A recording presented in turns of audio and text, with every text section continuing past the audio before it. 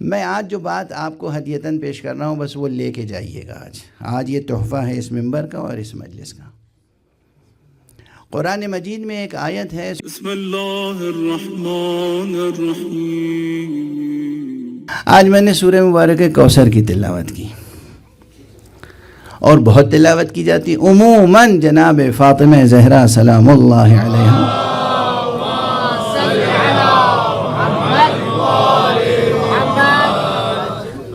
دیکھیے مجلس اب شروع ہوئی ہے، ابھی تک تو میں درد دل کر رہا تھا، ایک صلوات پڑھ دیجئے محمد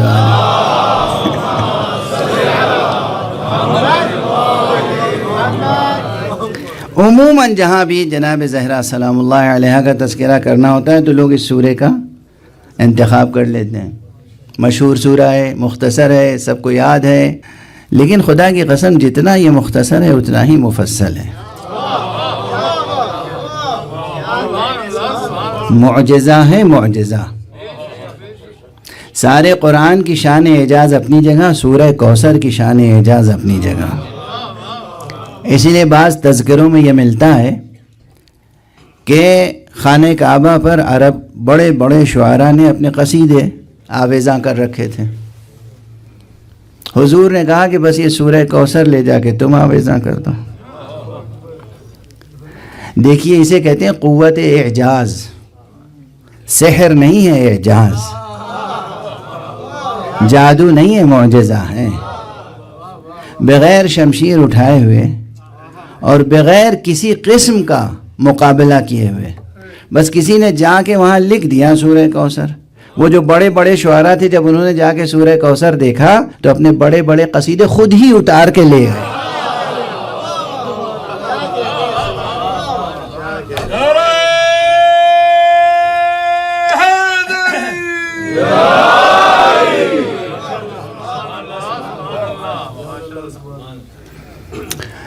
تو سورہ کوثر بے پناہ سورہ ہے، اور میں اپنی زندگی کا تجربہ عرض کر رہا ہوں، طالب علمانہ عاجزانہ قرآن کی شان بیان کر رہا ہوں۔ قرآن کی شان، یہ نہ سمجھے گا کہ اپنے تعلق سے کچھ کہہ رہا ہوں۔ اب تک میں کم سے کم 50-55 مجلسیں سورہ کوثر پر پڑھ چکا ہوں، اور ہر مجلس میں خود مجھے کوئی نہ کوئی نیا گوشہ ضرور ملا۔ یعنی جو پڑھ چکا تھا وہ پڑھ چکا تھا، پھر جب سورہ کوثر کو عنوان کیا باذن خدا تو پھر اسی میں سے نئے پہلو سامنے آئے، اور سوچتا رہ گیا کہ یہ اتنی بار تو میں نے اتنی تفسیریں پڑھیں، اتنی بار تلاوت کی، اتنی مجلسیں پڑھیں، یہ گوشہ کہاں رہ گیا تھا؟ یہ میں اپنا تجربہ عرض کر رہا ہوں آپ کے سامنے، اور اس کے بعد یہ جملہ یاد رکھیے گا کہ یہ قرآن وہ زندہ کتاب ہے جو ایک زندہ متکلم کا کلام ہے۔ قرآن حی و قیوم متکلم کا حی و قیوم کلام ہے۔ اللہ بھی حی و قیوم ہے، اللہ کا کلام بھی حی و قیوم،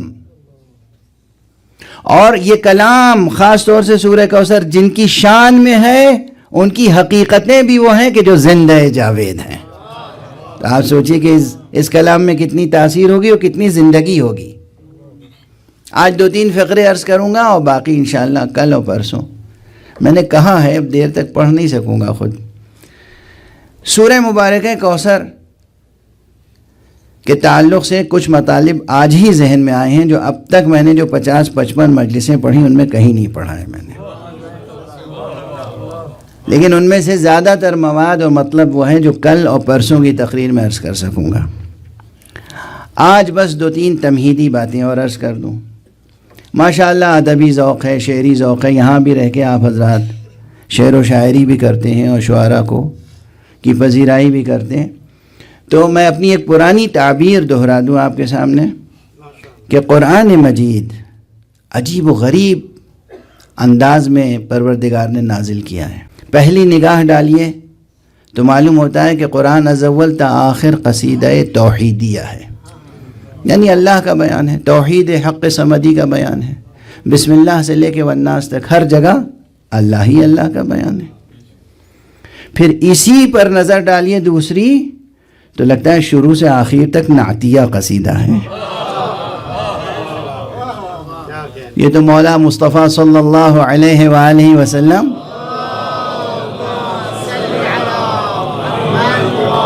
کی نعت ہے. پھر اسی قرآن مجید پر از اول تا آخر نگاہ ڈالیے تو معلوم ہوتا ہے کہ یہ تو مولا امیر المومنین علی ابن ابی طالب علیہ السلام کی منقبت ہے.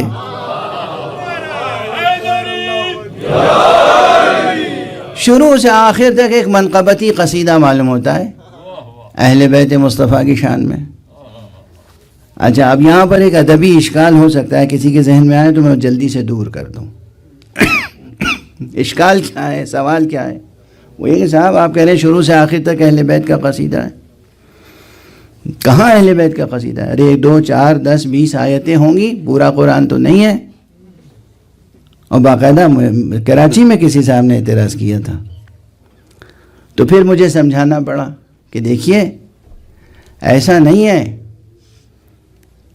کلاسیکی ذوق ہے. اگر آپ نے کلاسیکی قصیدے پڑھے ہیں، اب تو لوگ جانتے بھی نہیں قصیدہ کس چیز کا نام ہے. یہ جو قصیدہ کہہ کے پڑھتے ہیں وہ قصیدہ ہوتا ہی نہیں ہے کہیں سے. 2 4 شعر جوڑ لیے، تک بندی کر لی منقبت میں اور کہا قصیدہ پڑھ رہا ہوں. غالب کا قصیدہ پڑھیے، جا کے ذوق کا قصیدہ پڑھیے، عزیز لکھنوی کا قصیدہ پڑھیے، صفی لکھنوی کا قصیدہ پڑھیے. یہ جو کلاسیکی پوئٹس تھے، جو شعراء تھے، ایک قصیدے میں کم سے کم 100 سوا 100 شعر ہوتے تھے. یعنی ایک قصیدہ مکمل ایک مجلس ہوتی تھی. ٹھیک ہے. اور ساتھ میں یہ کہ یہ قصیدے، اس میں شروع میں ہوتی تھی تشبیب یعنی تمہید، پھر گریز، پہلے مطلع، حسن مطلع، تشبیب، گریز، مدح، اور پھر آخر میں دعا اور طلب. یہ سب قصیدے کے اجزاء تھے، کلاسیکی قصیدے کے جز تھے. یہ تشبیب میں کیا ہوتا تھا؟ مثلا بہاریہ تشبیب ہے کہ چمن کا پورا نقشہ کھینچ دیا شاعر نے، مرغزار، گلزار، ایک لہلہاتا ہوا پر بہار باغ دکھا دیا شاعر نے. یہ کیا ہے؟ تشبیب. ابھی مدح نہیں آئی، لیکن یہ تشبیب ذہن سامع کو آمادہ کرتی تھی حسن محبوب کے تذکرے کے لیے.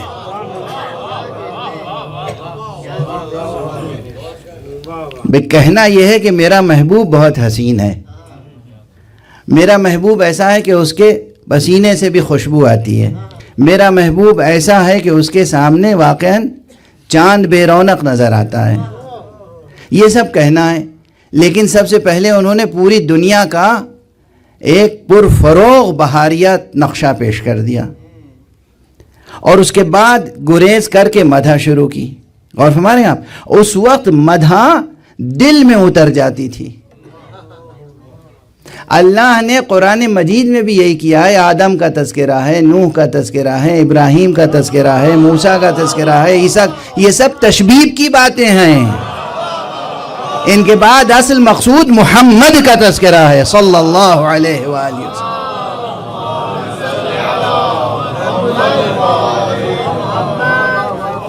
محمد اور آل محمد. قرآن میں جو اسلوب ہے وہی پیغمبر اکرم صلی اللہ علیہ وآلہ وسلم نے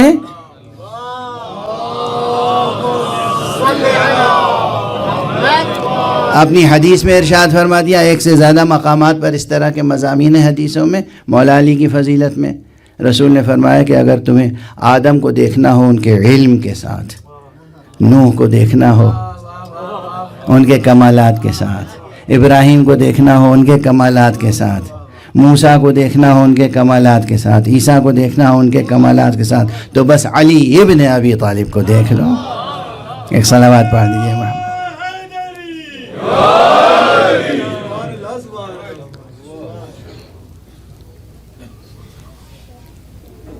جو شان مولا امیر المومنین کی ہے اس سے ایک ذرا بھی کم شان اور منزلت حضرت زہرا کی نہیں ہے. بس آج اسی منزل تک لا کے گفتگو روک دوں گا. جناب فاطمہ زہرا سلام اللہ علیہا کی منزلت، آپ کا مقام، آپ کا مرتبہ اعتقادی طور پر صرف نہیں کہ ہمیں ان سے عقیدت ہے، اعتقاد ہے، نہیں، آپ یہ سمجھیں کہ واقعاً تمام کمالات انسانی کا مجموعہ ذات پیغمبر تھی یا نہیں؟ پیغمبر اکرم محمد مصطفیٰ صلی اللہ علیہ وآلہ وسلم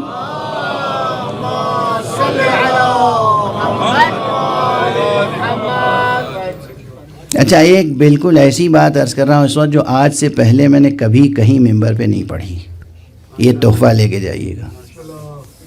یہ بحث کرتے ہیں نا لوگ کہ سبب خلقت کائنات مصطفیٰ کی ذات ہے یا نہیں، خوب بحثیں ہوتی ہیں اس پر، اور سو کالڈ انٹلیکچوئلس، مسلم انٹلیکچوئلس جو اپنے کو مسلم کہتے ہیں، جو خود اپنے کو مسلم کہتے ہیں، وہ ہیں یا نہیں وہ ایک الگ بات ہے،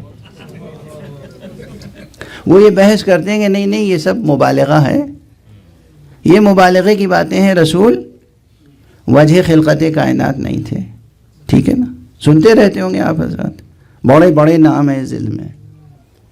حضور مصطفیٰ کے فضائل جو نہ سن سکیں وہ علی اور زہرا کے فضائل کیا سن؟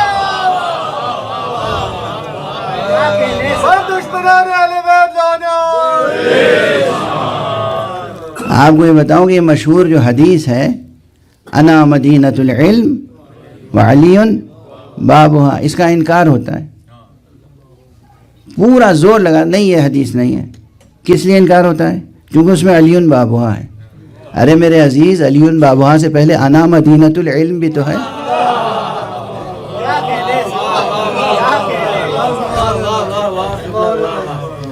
حضور فرما رہے ہیں، حضور محمد مصطفیٰ فرما رہے ہیں انا مدینۃ العلم، میں شہر علم ہوں، دروازے کے انکار کے چلتے تم شہر کا بھی انکار کر رہے ہو۔ اور فرمانے یہ ہے ذوق۔ اب یہ ذوق ظاہر ہے تنزن کہا ہے میں نے، یہ ہے بد ذوقی۔ حضرت علی کے فضائل کا انکار کرنے کے لیے رسول اللہ کے فضائل کا انکار، تو یہ ہے کہ پوری بحثیں ہیں کہ رسول اللہ وجہ خلقت کائنات نہیں ہے۔ وہ جو مشہور ہے نا لولاک لما خلقت الافلاک، اگر اے حبیب تم نہ ہوتے تو میں کائنات کو خلق ہی نہ کرتا، ہے نا۔ اچھا آپ کہتے ہیں کہ صاحب وہ اہل حدیث یہ کہتے ہیں کہ اس کی سند نہیں ہے، اس کے رجال درست نہیں ہے، اور یہ ضعیف روایت ہے، یہ اصلاً ہے نہیں، یہ تو صوفیوں نے گڑھ لی ہے، یہ تو غالیوں نے گڑھ لی ہے، وغیرہ وغیرہ۔ میں آج جو بات آپ کو ہدیتاً پیش کر رہا ہوں بس وہ لے کے جائیے گا۔ آج یہ تحفہ ہے اس ممبر کا اور اس مجلس کا۔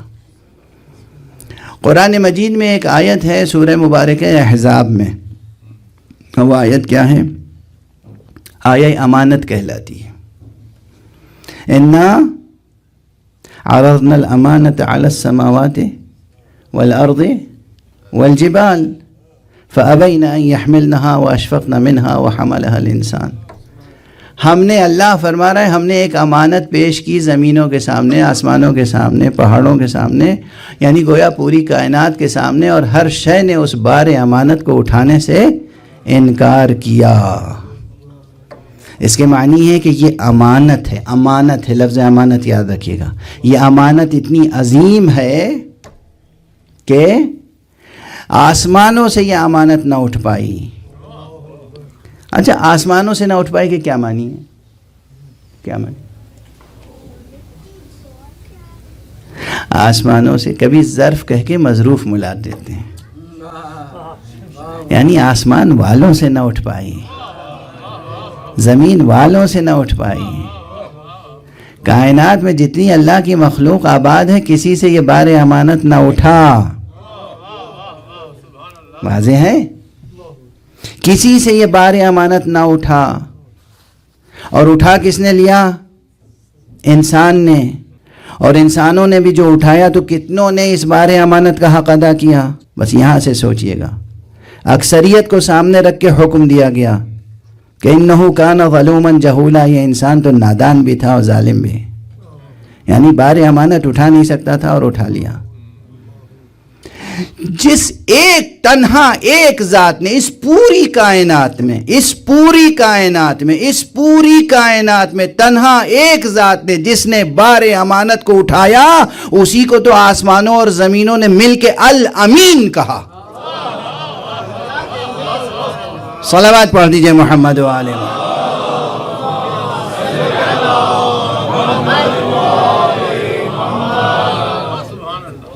جو ذات مصطفیٰ کوئی ہے جسے لقب امین کا ملا ہو؟ جب آپ علی الاطلاق صرف ایک لفظ کہتے ہیں الصادق الامین، ذہن کہاں جاتا ہے؟ الصادق الامین ذہن کہاں جاتا ہے؟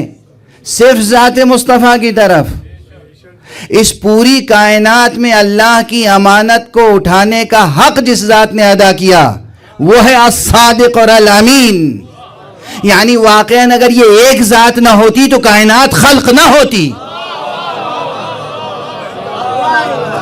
صلوات پڑھ دیجئے محمد و آل محمد۔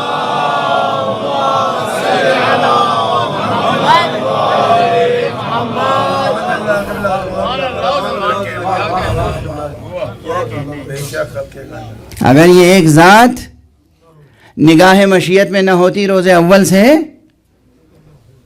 تو یہ کائنات خلق نہ ہوتی، اس لیے کہ بار امانت اٹھانے والا کوئی ہے ہی نہیں۔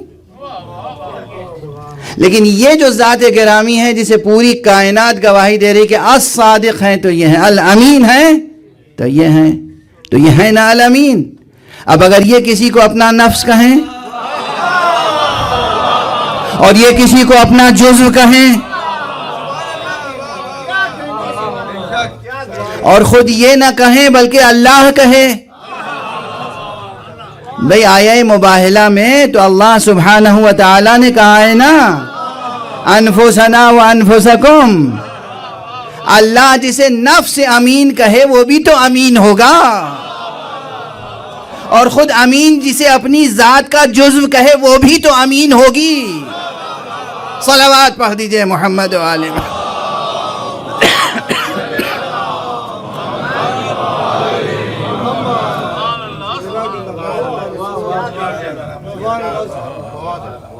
یا تو یہ مان لیجئے کہ بھئی وہ آیت جو ہے رہ گئی بس، نہیں، ایسا نہیں۔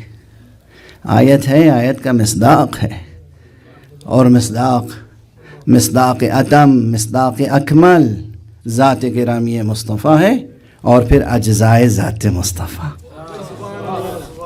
یا مصطفیٰ ہے یا جان مصطفیٰ۔ علی بھی ہے جان مصطفیٰ، زہرا بھی ہے جان مصطفیٰ۔ اور کیا مرتبہ ہے زہرا کا، بس چند جملے عرض کروں گا، آپ گریہ بھی فرمائیں گے۔ اسی میں فضائل ہیں، اسی میں مسائل، باقی کل انشاءاللہ۔ میری صحت بھی بہت اچھی نہیں تھی، بس تبرکاً عرض کیا ہے۔ کل بہت سے مطالب میں گزارش کرنے ہیں۔ آپ اندازہ کیجئے کہ اصل اصول خود مصطفیٰ ہیں۔ ہزاروں بار کی آپ کی سنی ہوئی ہے، لیکن یہ بات وہ ہے جتنی بار آپ سنتے ہیں تازہ معلوم ہوتی ہے، جتنی بار ہم پڑھتے ہیں تازہ معلوم ہوتی ہے۔ اس میں ایک تاثیر ہے لازوال، ایک تابندگی ہے، ایک درخشندگی ہے، ایک نور ہے۔